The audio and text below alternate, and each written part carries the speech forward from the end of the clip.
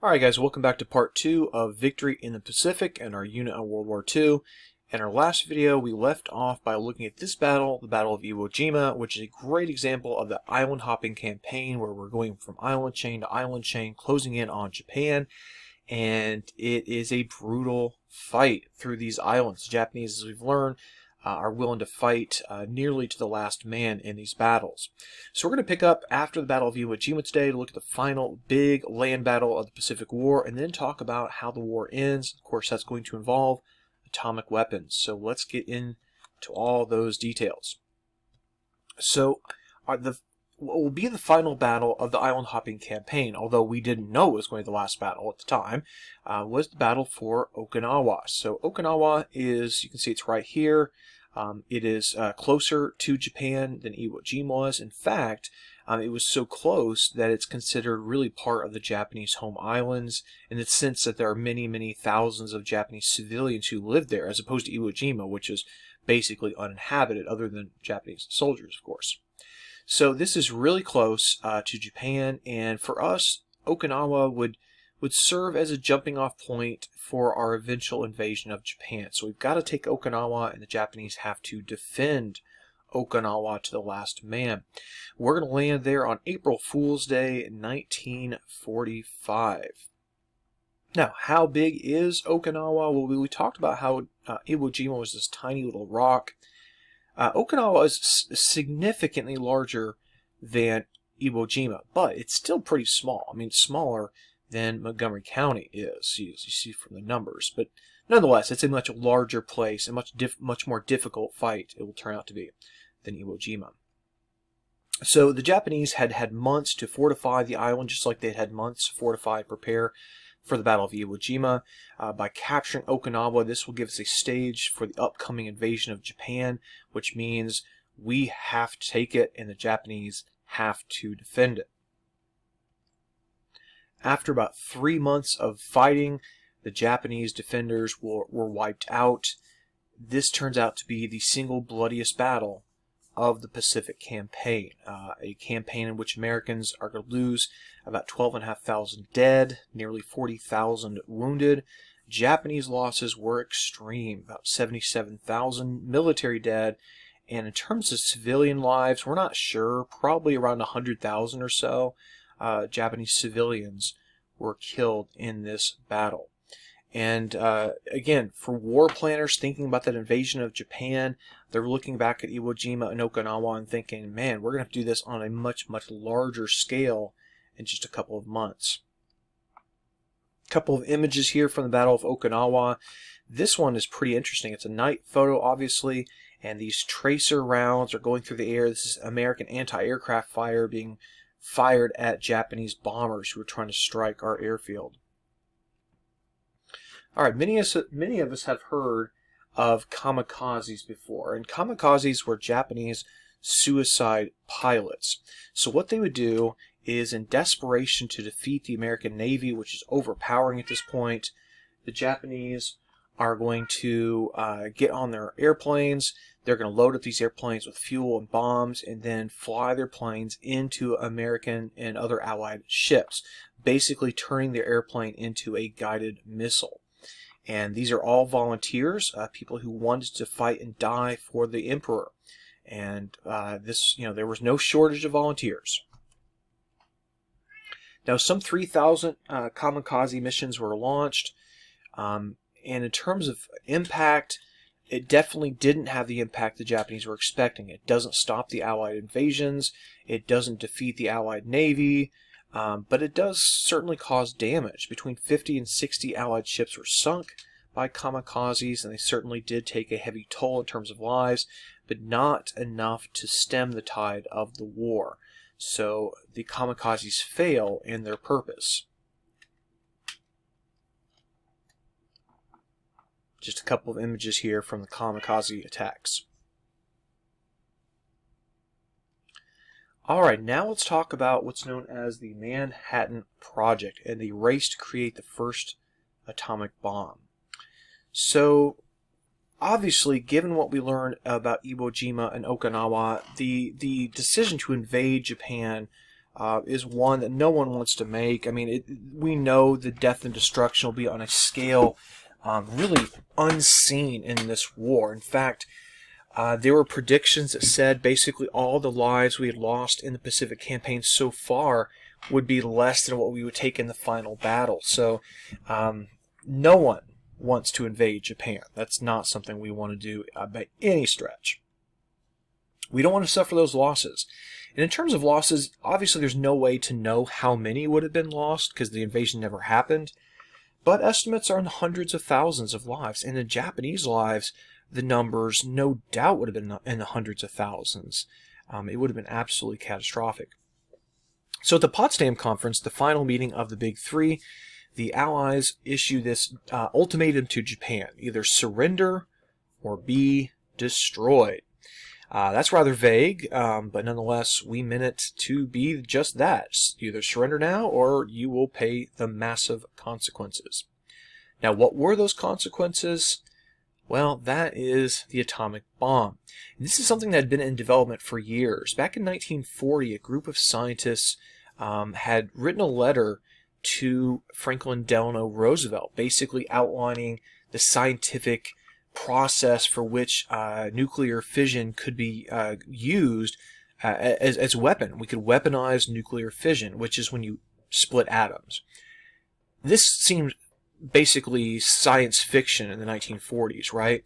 But Congress decides, well, you know, this is an avenue we really should explore.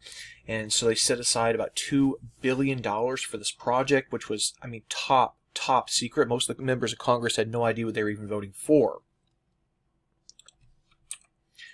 So in terms of civilian scientific leadership on this project, the head of that will be Robert Oppenheimer, and the lead military official in charge of the Manhattan Project is Leslie Groves. Again, Manhattan Project, that's the code name for this plan to develop the atomic bomb.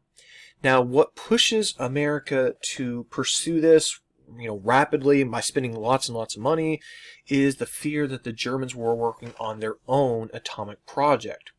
Now, the Germans had explored this, you know, in the early days, but as the war turned against Germany, it was kind of put in the back burner. The Germans never came close to developing an atomic bomb.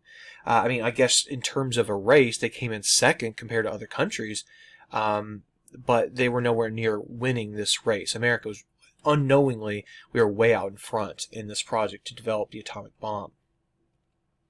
Oak Ridge, Tennessee would be a good example of one of these facilities to develop the atomic bomb. In fact, Oak Ridge did not even exist before this war. It was basically a city that grew up overnight to house workers and scientists working on the atomic bomb, which is kind of cool. A lot of workers didn't even know what the project was about. They knew it was something secret, they knew it was something important, but they didn't really know all the details. And this is kind of how this works back then. You only knew your particular job, and you had one piece, but you didn't get to see the whole puzzle, basically, is what I'm trying to say.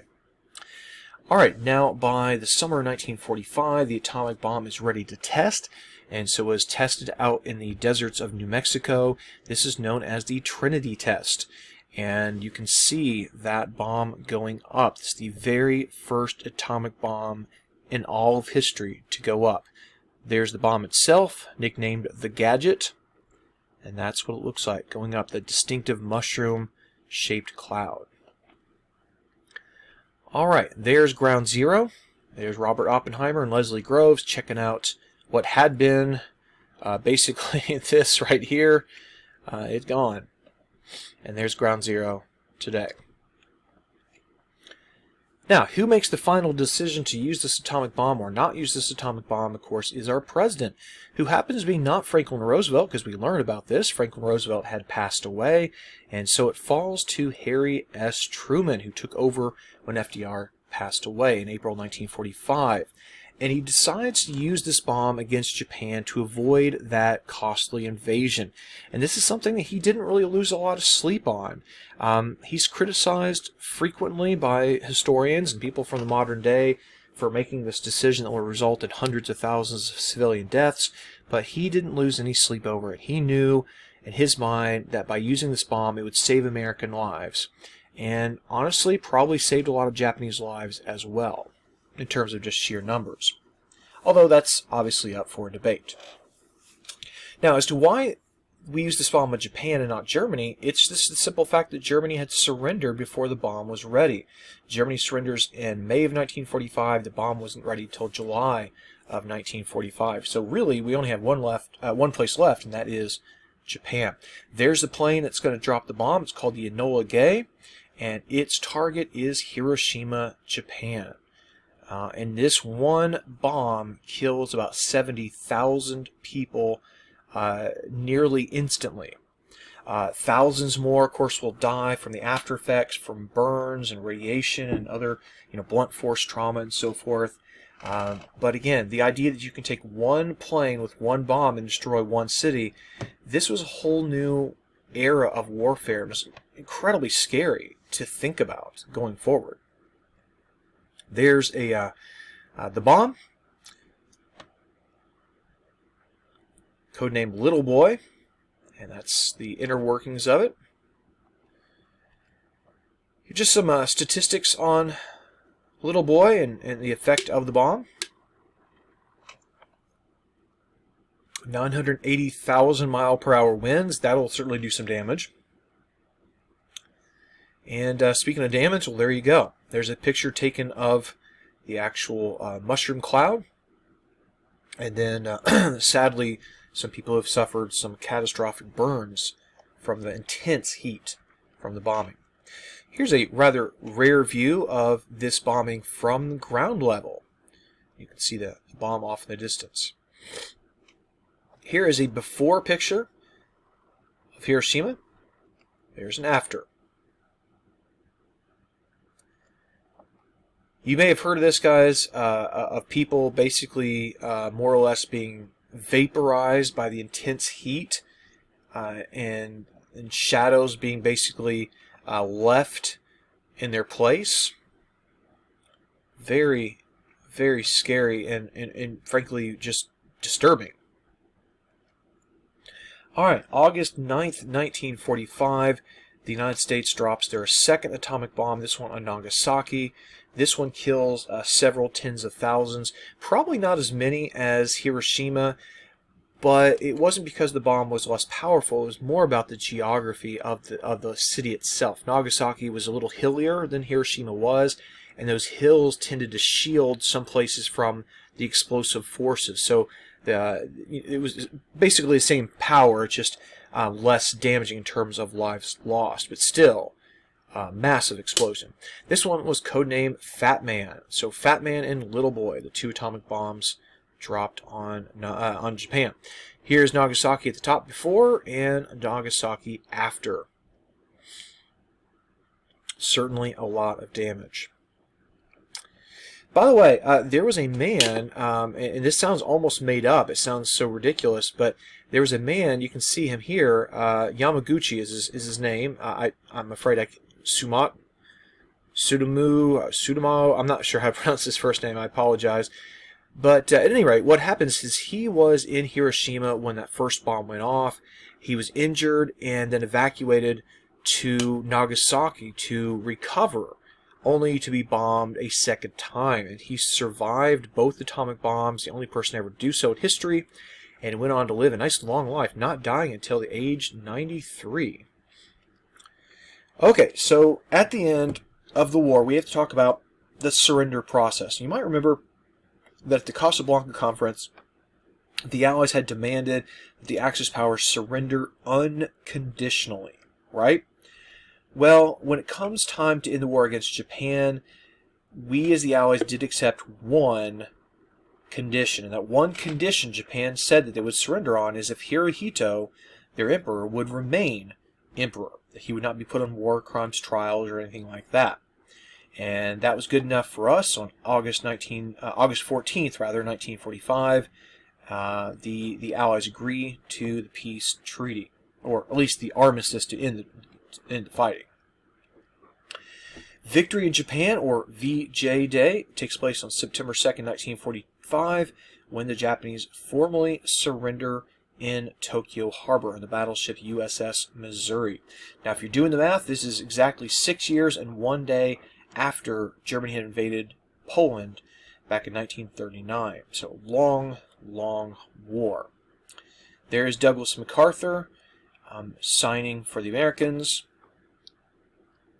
And that spot where this agreement was signed is preserved right there. That's where World War II came to an end.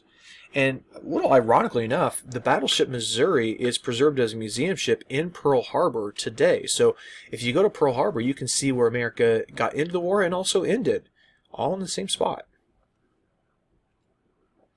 So there you go. The war is over, and unlike VE Day, VJ Day is truly the end of the war. Now we can really celebrate because peace has returned. And this is a moment of elation and emotion and just absolute sigh of relief and looking to the future. Famously, some people were quite happy about this ending the war. This picture taken of a Navy sailor here and looks like to be a nurse or some civilian there. They didn't know each other. This was just spontaneous. Kind of shows you how excited they were to end the war, I guess we'll say. And there's 2 statues of this famous kiss that ended the war. Alright guys, we have covered so much ground, guys, in this World War II unit, but we're not quite done. We have a little bit more to do. Last video coming up at you. This one is going to be up the legacies of World War II.